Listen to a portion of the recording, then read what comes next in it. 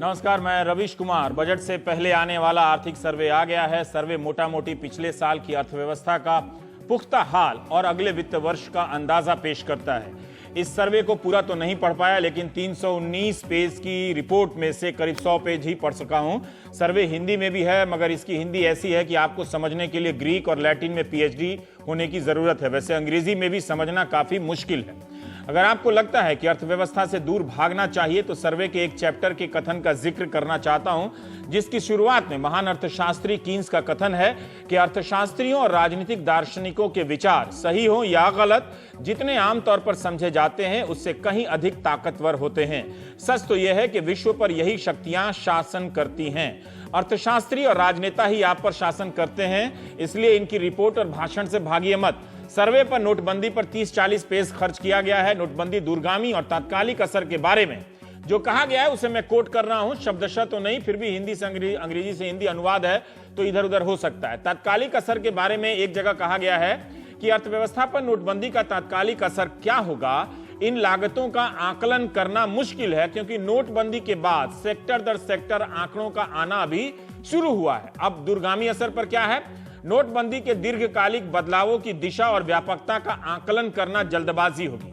कई साल लग जाएंगे यही जानने में कि नोटबंदी का काले धन पर क्या असर पड़ेगा, वित्तीय बचत पर क्या असर पड़ेगा। यानी तात्कालिक और दीर्घकालिक दोनों प्रकार के असरों का पता लगाना मुश्किल है फिलहाल। अगर आप उम्मीद करते हैं कि बजट के पहले इस प्रथम सरकारी दस्तावेज में यह सब लिखा होगा कि भारतीय रिजर्व बैंक के पास कितना पैसा आया नोटबंदी के बाद, कितना पैसा नहीं आया, कितने नकली नोट जब्त हुए हैं, काला धन कितना पकड़ाया, तो आपको निराशा होगी। कैशलेस की वकालत है, मगर यह बात भी पढ़ने को मिली कि आर्थिक गतिविधियों के लिए कैश आवश्यक है। उदाहरण के लिए कृषि उत्पादकों को मजदूरी देने के लिए कैश की जरूरत पड़ती है। 2018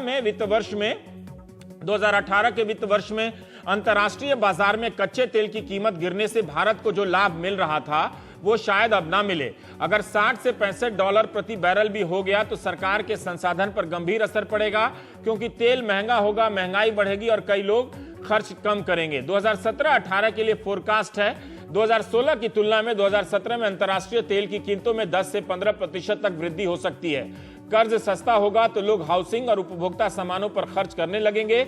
निजी निवेश 2017 के स्तर पर शायद ही पहुंचे, सरकार के निवेश पर भारी असर पड़ेगा। इन सब कारकों को मिलाकर देखें तो 2008-18 के साल में जीडीपी की दर 6.75 से 7.5% ही रहेगी। बड़ा लंबा रेंज है। आर्थिक सर्वे में एक जगह 2015-16 के वित्त वर्ष में 7वें वेतन आयोग की भूमिका सकारात्मक मानी गई है रिपोर्ट में, लेकिन कई पन्नों बाद 2017-18 के वित्त वर्ष के लिए 7वें वेतन आयोग को बोझ के रूप में देखा गया है। एक साल 7वां वेतन आयोग उपभोग के स्तर को बढ़ाता है, एक साल सरकारी खजाने पर बोझ बन जाता है। सर्वे कहता है कि काला धन का अनुमान सिर्फ इससे नहीं मिलेगा कि रिजर्व बैंक के पास कितने पुराने नोट लौटे और कितने नहीं, बल्कि प्रधानमंत्री गरीब कल्याण योजना के तहत जो काले धन का खुलासा होगा उस पर जो टैक्स आएगा, इन सब वजहों को भी जब जोड़ के सब हिसाब मिलेगा तब पता चलेगा। आर्थिक सर्वे में नोटबंदी को लेकर भले ही ठोस आंकड़े नहीं दिए गए हैं, मगर नोटबंदी के दौरान मीडिया रिपोर्ट की कई बातों को सही माना गया है। बल्कि सर्वे तैयार करने में मीडिया रिपोर्ट का भी सहारा लिया गया है।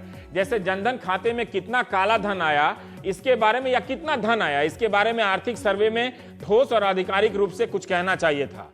मगर हैरानी हुई कि भारत सरकार के वित्त मंत्रालय की इस रिपोर्ट में जनधन खाते में जमा पैसे के लिए अखबारों की रिपोर्ट को आधार बनाया गया है। क्या मुख्य आर्थिक सलाहकार को बैंक वाले डेटा नहीं दे सकते थे अब तक कि जनधन खातों में कितना पैसा जमा हुआ? अंग्रेजी वाले आर्थिक सर्वे के पेज नंबर 62 पर कहा गया है कि खूब रिपोर्ट हुआ है कि 8 नवंबर से 30 दिसंबर के 50 दिनों के बीच जनधन खातों में जमा राशि में उछाल आई है। हालांकि इस उछाल के बाद भी जो राशि जमा हुई है वो तुलनात्मक रूप से छोटी है। इसे अंग्रेजी में स्मॉल लिखा गया है, 42,000 करोड़। मीडिया की इस रिपोर्ट को सर्वे ने भी सही माना है कि दुपहिया वाहनों की बिक्री में भारी गिरावट आई है। एक्साइज शुल्क के जब सरकार कह रही थी कि इनडायरेक्ट टैक्स में, अप्रत्यक्ष कर में वसूली काफी हुई है, तब पत्रकार लिखने लगे कि ये वसूली बहुत ज्यादा नहीं है, क्योंकि एक्साइज शुल्क में टैक्स में बढ़ोतरी के कारण हुई है। अब इसे सही माना है आर्थिक सर्वे ने कि पेट्रोलियम उत्पाद की बिक्री के बढ़ने के कारण ऐसा हुआ है। सर्वे में इस फैक्टर को सही माना गया। लेकिन मीडिया में रोजगार में हुई कमी की जितनी भी रिपोर्ट छपी है, इनका सहारा लेकर सर्वे ने कुछ भी दावा नहीं किया है। सर्वे रोजगार के बारे में कहने से बचता है कि नोटबंदी के कारण कितनों की नौकरियां गई या इसकी संभावना पर क्या असर पड़ने वाला है। मुख्य आर्थिक सलाहकार अरविंद सुब्रमण्यन की प्रेस कॉन्फ्रेंस की रिकॉर्डिंग देख सकते हैं। वो पूरी तैयारी के साथ रस लेकर तमाम बातों को रख रहे थे। शुरुआत में उन्होंने एक दिलचस्प बात कही। अर्थशास्त्री जेएम कीन्स का कथन है, it must try and do everything, it must draw upon history, mathematics, philosophy, it must study the present and past, and very importantly purposeful and objective, and its authors must be as aloof and incorruptible as an artist, yet sometimes as near to earth as a politician। मतलब वो कह रहे हैं कि objective होना चाहिए कलाकार की तरह, लेकिन नेता की तरह जमीन के करीब। जॉन मेनार्ड कीन्स के दो कथन। इन्हीं कीन्स साहब के कथन का जिक्र पूर्व प्रधानमंत्री मनमोहन सिंह ने राज्यसभा में किया था, in the long run we all are dead, लंबे समय में हम सब मर जाएंगे। अमिताभ बच्चन को कोट करते हुए मुख्य आर्थिक सलाहकार ने कहा कि आर्थिक सर्वे में ड्रामा होना चाहिए, ट्रेजेडी होनी चाहिए, कॉमेडी होनी चाहिए। इसी की तलाश करते हुए हम पहुंचे हिंदी वाले सर्वे के पेज नंबर 42 से 51 के बीच बहुत बड़ी ट्रेजेडी मिली।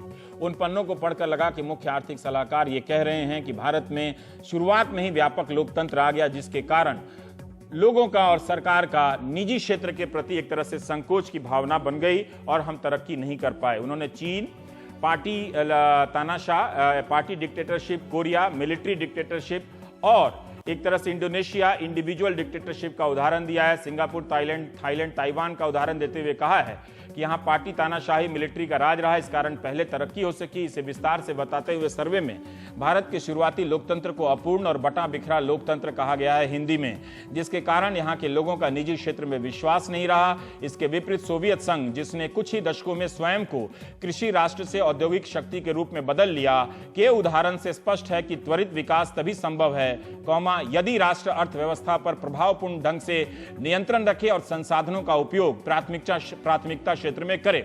आर्थिक क्षेत्र में, आर्थिक सर्वे में इस बात की क्या जरूरत थी? क्या यह कहा जा रहा है कि कोई एक मजबूत नेता हो, लोकतंत्र में रुकावट ना बने, वो अपने हिसाब से तरक्की कर दे, फिर उसका लाभ सब में बांटा जाए?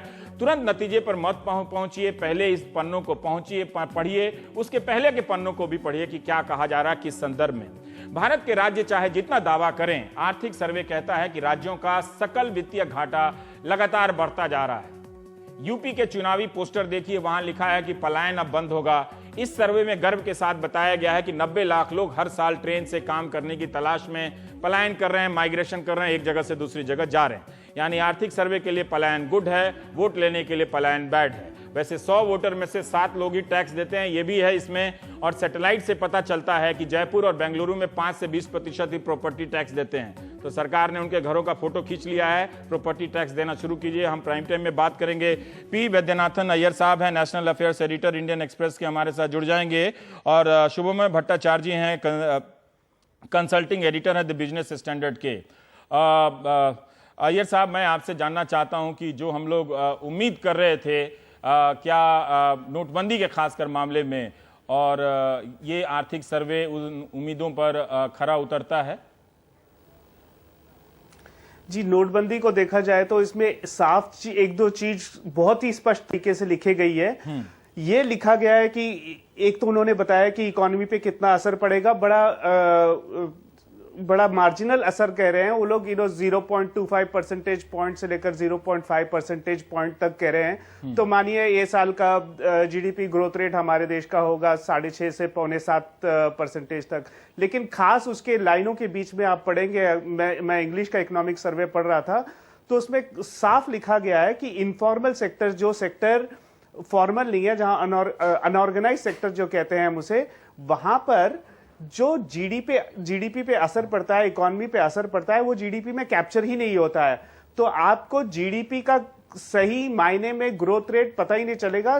सही मायने में हमेशा थोड़ा ज्यादा दिखेगा जीडीपी का ग्रोथ रेट, लेकिन इनफॉर्मल सेक्टर जो कैप्चर नहीं होता है और जिसके इंडिकेशंस आपको फॉर्मल सेक्टर से लिए जाते हैं, वहां पर उसका असर जो सबसे ज्यादा गहरा पड़ा हुआ है नोटबंदी के कारण, वो असर आपको जीडीपी के नंबरों में दिखाई नहीं दे रहा है, लेकिन वाकई में जीडीपी काफी गिरी हो सकती है, ऐसी वो सर्वे बात कहती है। एक दो चीजों पे अरविंद सुब्रमण्यम जी ने साफ मनाही कर दिया आगे बात करने से। जैसे उन्होंने बोला कि इसके डिजाइन और इंप्लीमेंटेशन पे मैं ये सर्वे बात नहीं करेगा क्योंकि ये फोरम नहीं है। जब हम इंडियन एक्सप्रेस उनके साथ एक वार्तालाप में थी तब उन्होंने कहा कि काफी सारी चीजें ऐसी भी हो सकती है जो मैं खुद अपने मेमोइर्स में लिखना चाहूंगा। तो ये चीफ इकोनॉमिक एडवाइजर कुछ चीजें डिमोनेटाइजेशन के बारे में स्पष्ट तरीके से इन्होंने बोला ही नहीं है सर्वे पे। शुभमोहन साहब, अब मैं भट्टाचार्य साहब मैं आपसे जानना चाहता हूं कि जब 30-40 पन्ना डिमोनेटाइजेशन पे खर्च किया ही इन्होंने, तो क्या और स्पष्ट रूप से इन्हें बहुत क्लैरिटी के साथ नहीं कहना चाहिए था जिन सवालों का जवाब हम ढूंढ रहे हैं? लॉन्ग टर्म के बारे में इन्होंने कहा कि बहुत साल लग जाएंगे कि काले धन पर कितना असर पड़ा, फाइनेंशियल फिजिकल सेविंग्स पर कितना असर पड़ा। शॉर्ट टर्म के बारे में भी नहीं बता रहे। रविश, शॉर्ट टर्म और लॉन्ग टर्म के ऊपर उन्होंने एक स्टेटमेंट दिया है, एक टेबल दिया है। उस टेबल में किस सेक्टर में किस तरह का इंपैक्ट आएगा उसका उन्होंने काफी डिटेल्स में दिए हैं। और उसमें अगर हम देखेंगे कि उन्होंने क्लियरली जो बताया है, जैसे ब्लैक मनी के ऊपर जिसके ऊपर वार करने के लिए डिमोनेटाइजेशन का जो मुख्य उद्देश्य था, उस पर कहना है कि उसमें there should be some impact on the generation of on the black money stock. यानी कि ब्लैक मनी इकोनॉमिक सर्वे खुद ही मान रहा है कि ब्लैक मनी के ऊपर जितना प्रहर होना चाहिए था उतना नहीं हुआ है। लेकिन बाकी सारे सेक्टर्स के ऊपर निश्चित ही डेटा, जब तक डेटा नहीं आएंगे तो तब तक उसके ऊपर कोई कमेंट करना सर्वे के लिए पॉसिबल नहीं है। वो पॉसिबल इसलिए नहीं होगा कि ये डेटा ड्रिवन एक्सरसाइज है। एनेक्डोटली अखबारों में हम लोग लिखते रहते हैं, लेकिन एनेक्डोट्स सर्वे का बुनियाद नहीं है। सर्वे में एनालिसिस होता है डेटा का, और जब तक जिस सेक्टर्स के बारे में डेटा नहीं आया है या डेटा आने में टाइम लगेगा तो निश्चित है उसमें टाइम लगेगा कि उनके ऊपर कोई निश्चित कंक्लूजन निकालने के लिए। जैसे शुभमय साहब, जैसे उन्होंने जनधन के बारे में कहा, मैंने पूरी रिपोर्ट नहीं पढ़ी है लेकिन जहां तक पढ़ा तो बहुत छोटे में जिक्र आता है, वो भी मीडिया रिपोर्ट के आधार पर आता है। क्या इस तरह के डेटा भी बैंकों से लेना में बहुत मुश्किल है? क्योंकि प्रधानमंत्री ने तो उन्हीं दौरान ये इशारा कर दिया था कि जनधन में कितना पैसा आ रहा है और कितने ऑफ रिकॉर्ड ब्रीफिंग हुई थी कि इतना पैसा लीक किया गया। जी, आप देखेंगे, हाँ, लेकिन आप देखेंगे कि अभी जो आरबीआई का भी जो इकोनॉमिक जो क्वार्टरली रिव्यू आया है उसमें भी उन्होंने क्लियर, बाई मंथली रिव्यू है, उसमें भी क्लियरली बोला है कि जहां तक डेटा आया है सिर्फ उसी के बारे में भी वो कमेंट्स ले सकते हैं। जैसे अभी असेसमेंट चल रहे थे मीडिया में कि कितने नोट वापस आ गए हैं, और आरबीआई गवर्नर ने क्लियरली बताया कि अभी नोटों के कितने एग्जैक्टली नोट आए हैं वो जब तक असेसमेंट नहीं होंगे, और असेसमेंट का एक प्रक्रिया है, एक वे होता है। हम जरूर चाहेंगे कि भाई जल्दी से जल्दी हो जाए, लेकिन हमारी चाहने और ये डेटा कब तक आएंगे उसमें निश्चित ही फर्क रहता है। एक जगह और वो ये कह रहे हैं कि जो एक अनयूजुअल एक्सरसाइज है। जी, एक जगह वो कह रहे हैं कि रिजर्व बैंक ऑफ इंडिया जब वो जो तय तारीख है मार्च के बाद, जब नोटों के लौटने की सारी प्रक्रिया समाप्त हो जाएगी तो उसके बाद वो गिन के बता सकता है। अय्यर साहब, मैं ये जानना चाह रहा हूं कि इस आर्थिक सर्वे में बजट के लिए कहा जाता है कि एक तरह से बजट का गाइड भी होता है, तो किस तरह की तस्वीर ये पेश कर रहा है हमारी अर्थव्यवस्था की, जिससे लगे कि वित्त मंत्री के पास बहुत छूट है कुछ नया करने के लिए? देखिए, मुझे तो आप ये सर्वे को पढ़ते हैं तो ऐसे बहुत साफ नजर आता है कि काले घटा छाए हुए हैं हमारे अर्थव्यवस्था पर। बहुत सारी चीजें, जैसे मैं गिन के 3-4 चीजें बताऊंगा। एक तो कहते हैं कि प्राइवेट इन्वेस्टमेंट, जो निजी क्षेत्र से इन्वेस्ट होना है, जिन्होंने पैसा लगाना है, जिनके कारण आपको नौकरियां मिलती हैं हमारे देश में, वो निजी क्षेत्र यह साल तो किया नहीं ज्यादा इन्वेस्ट, अगले साल भी इन्वेस्ट करने की कोई संभावना ज्यादा नजर नहीं आती है, क्योंकि एनपीएस सारे बैंक्स के पड़े हुए हैं। बैंक्स के पास इतना पैसा लेंड करने के लिए होगा नहीं। दूसरी, और ना ही प्राइवेट सेक्टर में, निजी क्षेत्र में सेंटिमेंट्स है, कॉन्फिडेंस है कि इन्वेस्ट करें। दूसरी बात ये कहती है सर्वे खास तौर से कि प्रोटेक्शनिज्म का दौर सारे बहुत ज्यादा फैला हुआ है। अभी हाल ही में आप देखेंगे एग्जीक्यूटिव ऑर्डर जो निकला है प्रेसिडेंट ट्रंप का यूनाइटेड स्टेट्स में H1B वीजास के मामले में, उससे साफ ये नजर आता है कि हमारी जो सर्विसेज सेक्टर है, हमारी सर्विसेज एक्सपोर्ट ज्यादा होती है। जैसे चाइना में मैन्युफैक्चरिंग ज्यादा होती है, इंडिया में सर्विसेज का तगड़ा एक्सपोर्ट होता है, तो उस पर काफी फर्क पड़ेगा।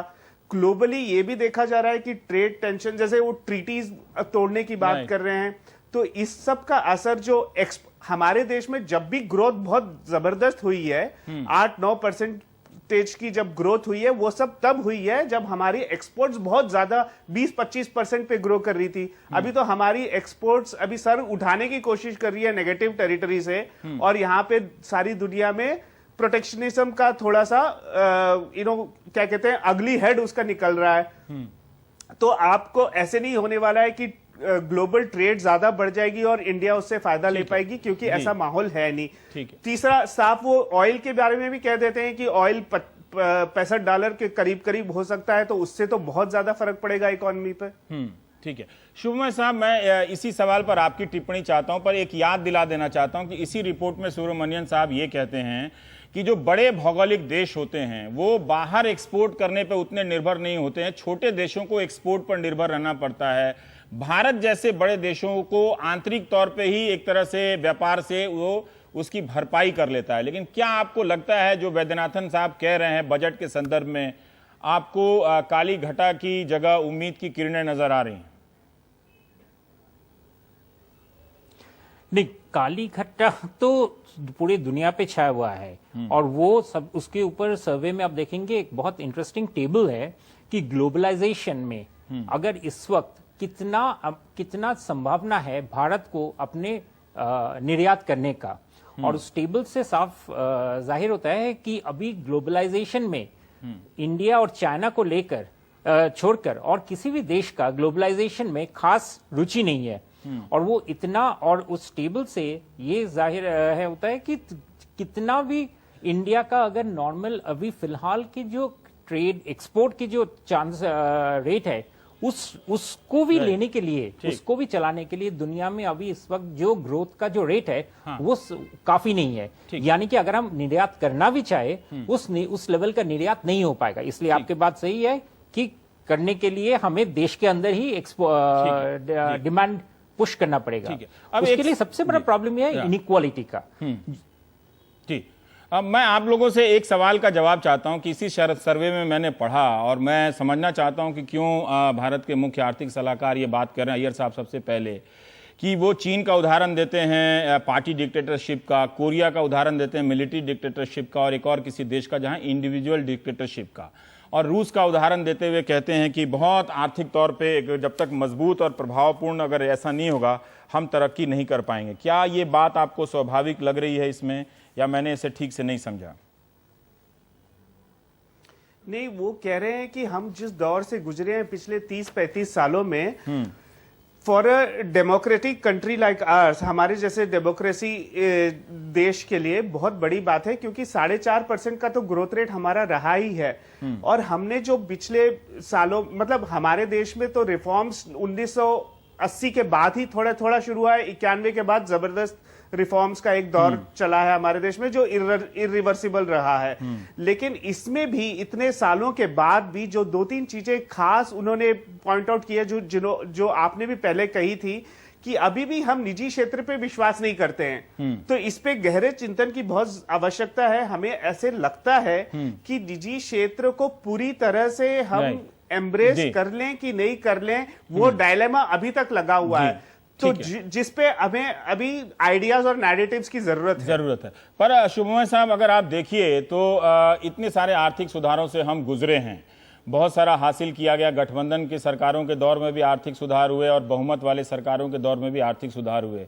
टाटा हो, अंबानी हो, या फिर इन्फोसिस जैसी बड़ी कंपनियां जिनकी आमदनी देश के जीडीपी के लगभग बराबर की तरह बहुत ज्यादा, मतलब उसमें अगर योगदान को जोड़ा जाए 1 लाख करोड़ 2 लाख करोड़ इस टाइप की उनका बिजनेस रहा है, पर ये सब भी तो उभरे हैं तो और लोग प्राइवेट सेक्टर में गए हैं, तो कहां हम निजी क्षेत्र को लेकर इतने दुर्भावना से ग्रस्त हैं?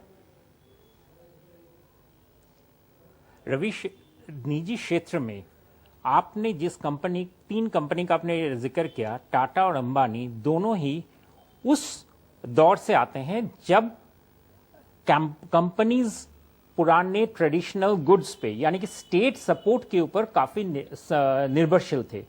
टाटा के जितने सारे प्रोडक्ट्स है, ज्यादातर एक टीसीएस को छोड़कर ज्यादातर प्रोडक्ट्स स्टेट के रवैया क्या रहा, इकोनॉमिक पॉलिसी क्या रहा, उस पर निर्भरशील था।